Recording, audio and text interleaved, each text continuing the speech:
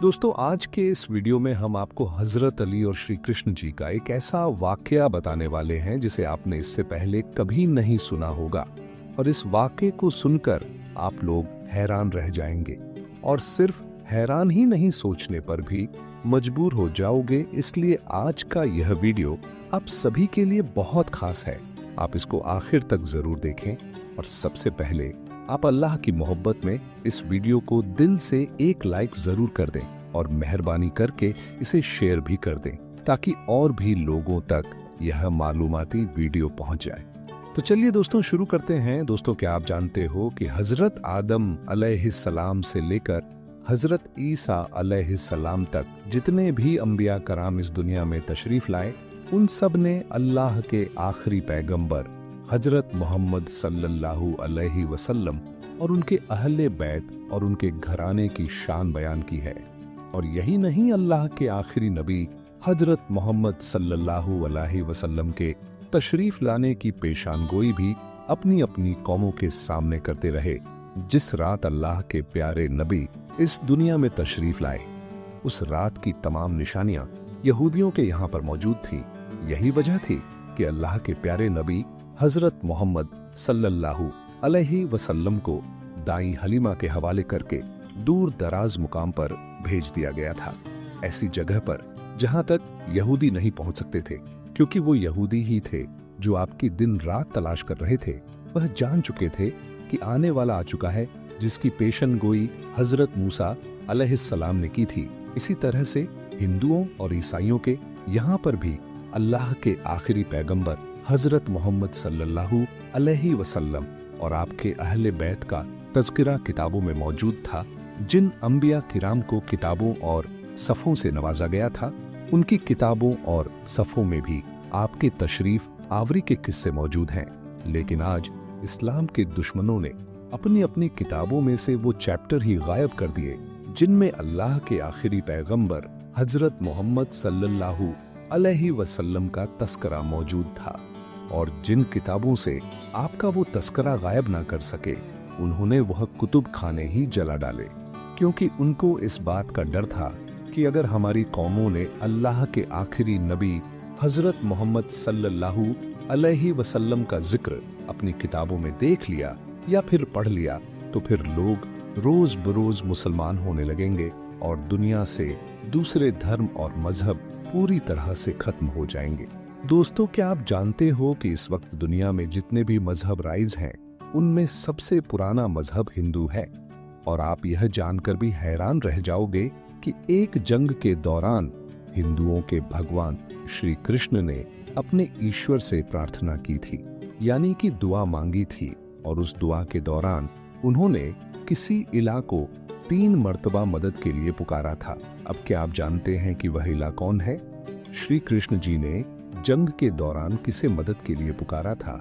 दोस्तों, तो हम आपको बता दें कि श्री कृष्ण जी ने जंग के दौरान जिस इला को पुकारा था, उसके बारे में कहा था कि वह दुनिया के सबसे बड़े मंदिर में एक काले पत्थर के करीब अपना चमत्कार दिखाएंगे। अब क्या आप जानते हैं कि दुनिया का सबसे बड़ा मंदिर और वह काला पत्थर आखिर कहां पर मौजूद है? और श्री कृष्ण जी ने जिस प्रियतम के प्रियतम का वास्ता और वशीला अपनी प्रार्थना में पेश किया था, आखिर वह हस्ती कौन है? जब श्री कृष्ण जी ने अपनी इस दुआ को मुकम्मल किया था, तो दुआ के आखिर में बड़ी शिद्दत से उन्होंने 3 मर्तबा किसी इला को पुकारा था। अब आपके लिए यह जानना इंतहा जरूरी है कि वो इला कौन है जिसे श्री कृष्ण जी ने जंग के दौरान अपनी नुसरत और मदद के लिए पुकारा था, यानी कि श्री कृष्ण जी किस हस्ती को अपनी मदद के लिए बुलाया था। आज हम इन तमाम राज्यों से पर्दा उठाएंगे, लिहाजा आप इस वीडियो को बगैर स्किप किए आखिर तक इसे गौर से जरूर देखना। दोस्तों, आज से हजारों साल पहले इब्रानी जबान में जो किताबें लिखी गई थीं, उनमें लफ्ज एलिया या एली किसी ऐसी हस्ती के साथ मंसूब थी जो आखिरी जमाने में ज़हूर करेगी। इसलिए पुराने जमाने की बाइबल में लफ्ज एलिया या एली बार बार देखने को मिलता है। इसके अलावा ईसाइयों का कहना है कि यह लफ्ज एक खास किस्म मुबारका है जो खुदा के लिए नहीं बल्कि किसी ऐसे शख्स के लिए इस्तेमाल हुआ है जो आखिरी जमाने में ज़हूर करेगा। चलिए दोस्तों, अब एक नजर पांडवों और कौरवों की मशहूर जंग की तरफ डालते हैं, जिसे महाभारत कहा जाता है। ये जंग कौरवों और पांडवों के बीच हुई थी, जो काफी अरसे तक चली थी। इस जंग में श्री कृष्ण जी पांडवों की ओर थे। इस जंग के मैदान में जैसे ही श्री कृष्ण जी तशरीफ ले गए तो उन्हें मालूम हुआ कि यहाँ पर सच्चाई के तलबगार तो महज मुट्ठी भर लोग ही रह गए हैं, जबकि झूठ और फरेब के टिड्डी दल लश्कर से यह जमीन भरी पड़ी है। यह देखकर श्री कृष्ण जी बहुत गमगीन हो गए। इसके बाद श्री कृष्ण जी अपने तमाम साथियों और सिपाहियों को जरूरी पैगाम दिया और फिर तन्हाई में जाकर बैठ गए और जंग के बारे में सोचने लगे। इसके बाद श्री कृष्ण जी अपने मालिक हकीकी के सामने सज्जा रेज हो जाते हैं और गमगीन हालत में प्रार्थना करने लगे, यानी कि दुआ करने लगे। उस वक्त श्री कृष्ण जी ने जो अल्फाज अपनी प्रार्थना में कही, यानी कि अपनी दुआ में कही, वह कुछ इस तरह से थी: हे परमेश्वर, हे संसार परमात्मा, तुझे अपनी जात की कसम है जो आकाश और धरती के जन्म का कारण है, और तुझे कसम है उसकी जो तेरी प्यारी का प्यारा है, तेरे प्रीतम का प्रीतम है। तुझे वास्ता है जो एली है, जो संसार के सबसे बड़े मंदिर में एक काले पत्थर के करीब अपना चमत्कार दिखाएगा। हे परमेश्वर, तू मेरी विनती को सुन और तू इन राक्षसों को नष्ट कर दे और सबको फना कर दे। ए ईश्वर, ए इला, ए इला। दोस्तों, यहाँ पर अगर आप इन अल्फाज पर गौर करोगे तो श्री कृष्ण जी ने यहाँ पर किसी का वास्ता, किसी का वसीला पेश करके अपने ईश्वर से मदद की तलब की है। इन अल्फाज में श्री कृष्ण जी ने अपने ईश्वर को अपने प्रीतम के प्रीतम की कसम दी है और आखिर में उनका नाम पुकारा है। और यहाँ पर जिनका नाम पुकारा है उनके आने की खबर भी दी है, यानी कि उनके आने की निशानियां भी बताई है। यहाँ पर श्री कृष्ण जी ने कहा था कि वह आने वाला दुनिया के सबसे बड़े मंदिर में, यानी कि दुनिया के सबसे पाक और सबसे मुकद्दस जगह किबला व काबा हरम में काले पत्थर के पास में, यानी कि हजरे अस्वद के नजदीक अपना जलवा, यानी कि अपना मोजा दिखाएगा। अब दोस्तों, यहाँ पर दुनिया के तमाम मुसलमान अच्छी तरह से जानते हैं कि वह पाक हस्ती हजरत अली है, क्योंकि आपने हजरे अस्वद के करीब खाने काबा की दीवार को तोड़ते हुए जहूर किया था और उस दीवार के टूटने के निशानात आज भी वहां पर मौजूद हैं। अब जहां तक लफ्ज इला की बात है तो प्राचीन समय की पुरानी जबान में संस्कृत जुबान सबसे पुरानी जुबान है। संस्कृत जुबान में लफ्ज इला का मतलब होता है बड़े ही ऊंचे दर्जे वाला, यानी कि बुलंद मर्तबा वाला। जिस तरह से अरबी जबान में आला अली, अली या फिर ताला लिखते हैं, उसी तरीके से संस्कृत जबान में इला लिखते हैं। और यही नहीं, मुख्तलिफ जबानों में इस तरह के लफ्ज आज भी मौजूद हैं जो प्राचीन भाषाओं से निकले हुए हैं। और हिंदुओं के पढ़े लिखे पंडित भी अक्सर इस बात को मानते हैं कि श्री कृष्ण जी ने जंग के दौरान जिस इलाह को मदद के लिए पुकारा था वह हजरत अली है, इसलिए उन्होंने आपके नाम मुबारक का वृद्ध बार बार किया है। दोस्तों, अल्लाह के प्यारे नबी हजरत मोहम्मद सल्लल्लाहु अलैहि वसल्लम ने फरमाया है कि अली और मैं एक ही नूर के दो हिस्से हैं। हजरत अली रजी अल्लाह ताला अन्हु की बहादुरी की मिसाल ऐसी है कि खंदक में हजरत अली की एक जगह सकलेन की इबादत से अफजल है। हजरत अली जंग के दौरान जब यहूदियों के किले के पास में पहुंचे तो उस वक्त आपने देखा कि उस किले का जो मेन दरवाजा है वह बंद है, और वह दरवाजा इतना ज्यादा भारी भरकम था कि उसे 70 लोग मिलकर बंद करते थे। अब हजरत अली एक हाथ में अपनी तलवार को चलाना शुरू कर देते हैं और एक हाथ से उस दरवाजे को हिलाया और उखाड़ देते हैं, और फिर अपने साथियों से कहते हैं कि तुम सब किले के अंदर दाखिल हो जाओ।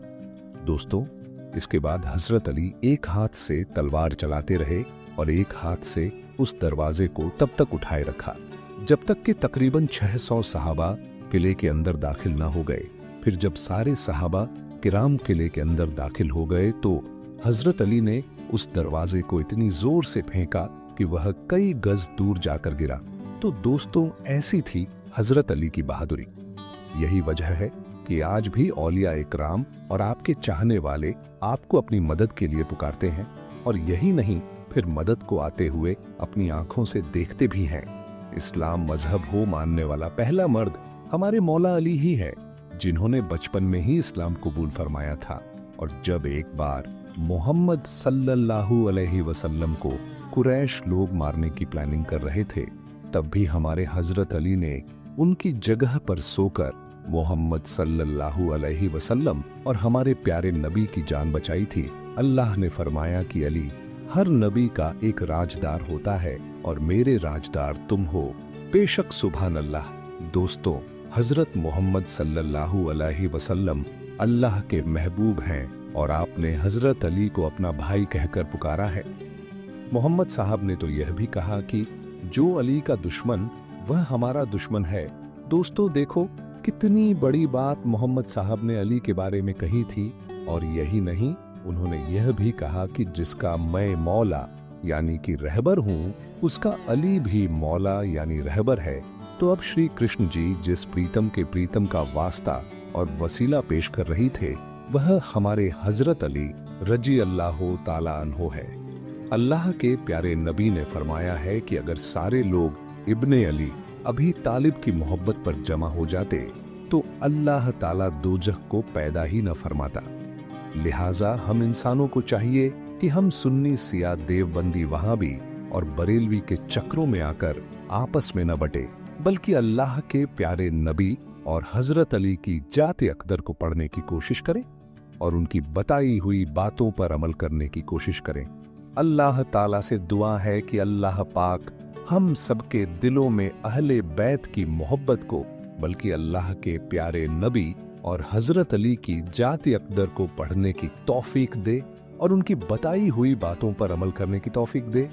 अल्लाह ताला से दुआ है कि अल्लाह पाक हम सबके दिलों में अहले बैत की मोहब्बत को पैदा करे और उनके लिए मर मिटने का जज्बा पैदा करे।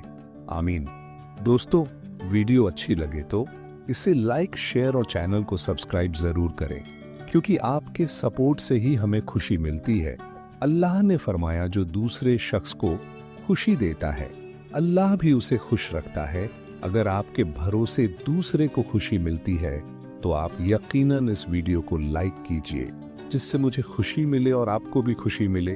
तो फिर मिलते हैं अगली पेशकश में। जब तक के लिए खुदा हाफिज। अस्सलामु अलैकुम।